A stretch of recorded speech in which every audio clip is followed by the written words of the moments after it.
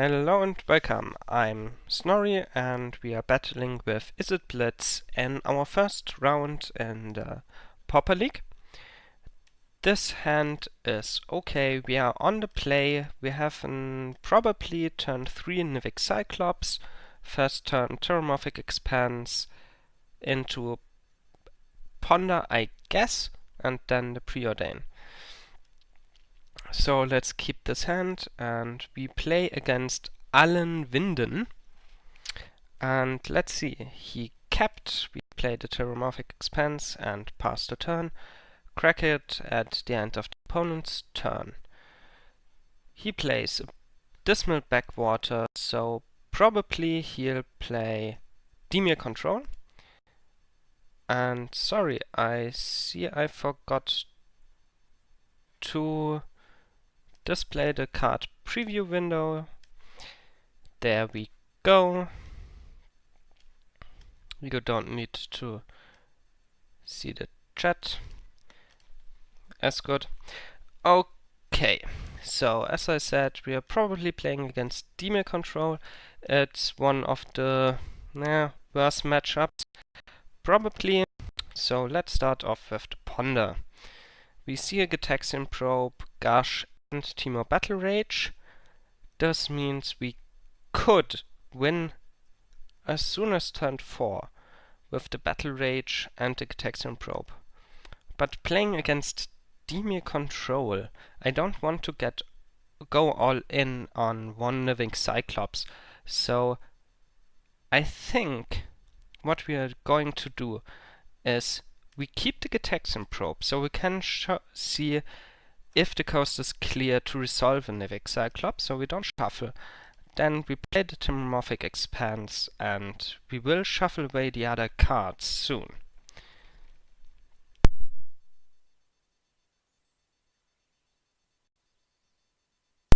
So let's see what our opponent does. Bujuka Bog, our cards in our graveyard, we don't care about. Crack the Terramorphic Expanse and get an island. So let's play the mountain. We can pretty surely resolve the Nivik Cyclops and it might die to an Edict effect. It's actually probable, but we don't have anything else to do really this turn, and looking at our opponent's hand to see an Edict effect wouldn't really help us, because we would probably see a lot of counter spells in there as well, and then our deck, yeah, it wouldn't matter that we hold the card. There's the Jaina's Edict as expected. We sacrifice the Nivik Cyclops. We draw another land, so let's Preordain first. Here we find Ponder and Preordain. Let's take the Preordain and chain Preordains into each other. Probably also playing Gush this turn. Come on. It looks like I'm experiencing some lag here. There we go. So let's put the island on the bottom and the Dispel on top. What? Okay. Island on the bottom. There we go. Draw the spell. Play an island and let's say go here. Gushing could actually draw us into a Killing Fiend, so yeah, let's go Gush. We find a Delver of Secrets, that's actually fine here. We have the Apostle's Blessing against some kind of removal, and sometimes a lone Delver of Secrets can win against these really controlling decks if you can keep it alive, which we might be able to with our Apostle's Blessing and the Dispel.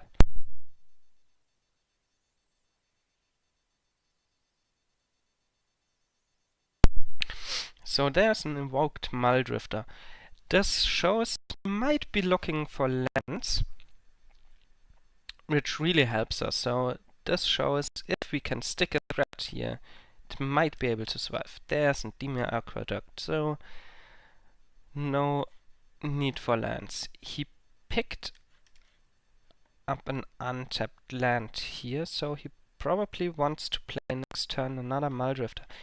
He discards Jaina's Edict, which is not that great against us, but Swiftwater Cliffs. So and our Delver doesn't flip, which is bad. Let's pay to life, which we really don't really care about, and see what's up. Essence Scatter. So creature counter, another Aqueduct, an Oracle, Island, Forbidden Alchemy, Dead Weight, and Soul Manipulation. So, sorry for that. So our opponent has a creature counter, Seagate Oracle, some lands, Forbidden Alchemy to find something, Dead Weight, which we have the Apostle's Blessing for, and an Essence Scatter to counter a creature spell. And we run into more lands. We only play 17, but we are pretty flooded here. We put one island on the bottom, but we are unable to draw something else than lands here, which is really bad. Still, being able to... There's the dead weight. Being able to counter this dead weight here will hopefully flip our Delver, and let's get protection from black, so it can't be enchanted, and we keep our Delver around. And now our opponent plays an island, does not play the Seagate Oracle. So he keeps his Soul Manipulation and his Essence Scatter free here, so he played this and the dead weight. So let's see what our Delver finds here. We find the Lightning Bolt, so we showed this. That's okay this turn. We don't run into counterspell or something like that. A big problem will be the Jaina's Edict's flashback here. There's Forbidden Alchemy. He might find something like a Gummic Angler, 2 Gummic Anglers. There's this figure, so let's dispel this figure. Keep the Delver around for a little bit longer. But to be honest, I think we are in a bad spot here. There is the Seagate Oracle. This we don't really care about, but he has a lot of cards right now, and with 6 cards, 2 of them counter spells, and we just draw more lands. So we only have 4 damage in hand, which is not enough by far. And this Lonely Delver of Secrets won't go the distance, pretty much surely. There's Think Twice. So with Think Twice, Forbidden Alchemy, and Jaina's Edict, I want to bring in... Yeah, there's the Jaina's Edict. Okay, let's just concede here and save time. We won't be able to win anymore. This game is over. So let's see what we want to bring in here. For sure we want to bring in Stormbound Geist. As mentioned in the intro, it's one of our best cards in this matchup. 1 Relic of Progenitors and 3 Pyroblasts.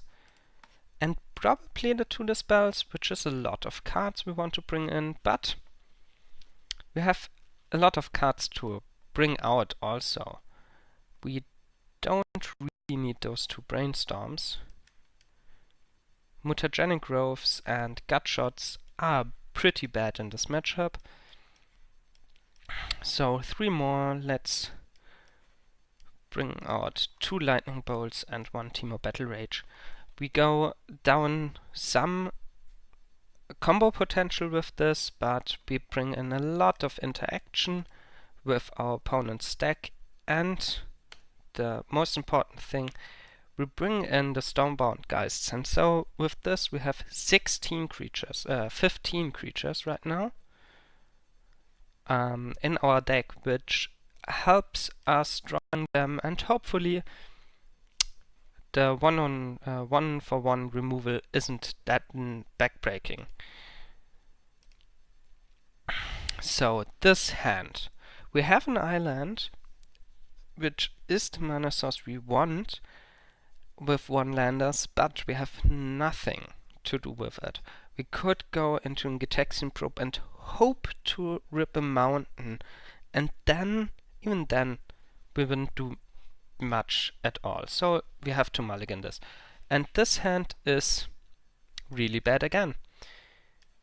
Again, we have nothing to do with our island, only red cards in hand and a gush. So sadly we have to go down to 5, find no lands, 4, 3, and well, we have to keep this. Let's start with the Gitaxian Probe. I want to ponder as soon as possible. Let's see what our opponent kept. 2 backwaters, 1 Doomblade, Duress, Island, Disfigure, and Seed of the Synod. So, yeah, pretty much, unless we find a Stormbound Geist really soon, there's not much we can do against this hand. His hand is not that great actually, but being on 4 cards is just plain bad. So let's ponder and see. We have a Delver which we know wouldn't flip soon, and a Relic of Progenitors which does nothing against his hand right now. So let's shuffle. There's a Kiln Fiend, so it will at least take 1 removal spell from him to kill. If he waits with killing the Kiln Fiend, we might be able to dispel something and hit for just a small amount of damage, but at least this would be a small amount of damage. But there goes this figure in his main phase, and the Abysmal backwater, sorry. This doesn't look too promising. There's a Gush, so let's get 2 blue mana and play the Gush. Maybe, just maybe, we can find something, and we find 2 more lands. So this game is pretty much over. Sadly enough, there's not much we can do. Drawing pretty much too many lands and no interaction with our opponent.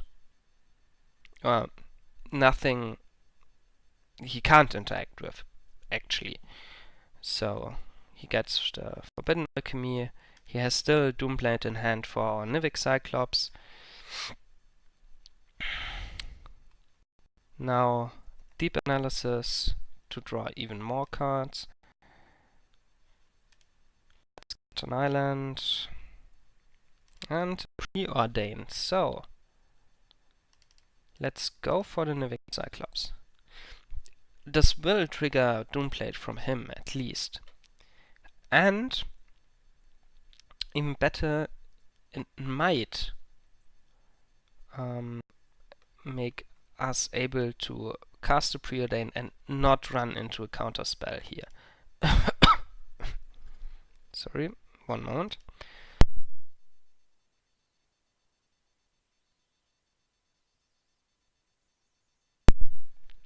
There's a Relic of Progenitors. Let's Okay. Play the relic. Maybe it gets countered. Prohibit. Okay. Countered. So preordain here. Nivik, Cyclops, and Kiln Fiend. So you know he has a lot of lands left. And still a duress. Well, let's play the Kiln Fiend this turn. Play Cyclops next turn, and maybe he's out of removal spells and doesn't have a counter next turn for the Cyclops. Then we might be able to win here. There's Devour Flash. Let's play the Nivik Cyclops. Have the dispel ready for his counter. There we go. And now... And there's a dispel. Okay. Now let's just concede. We don't draw anything usable here. And yeah, that said, losing against Dimir Control like that, I personally think Dimir Control is an okay matchup. It's not great, but after sideboarding we can often win with Stormbound Geists, and before sideboarding we sometimes can sneak in lethal attack, which they can nothing do about. But this time our opponent Allen Winden had everything he needed and mulligan 2/4 cards in the second game of us was pretty bad, obviously. Okay, let's see you in game 2.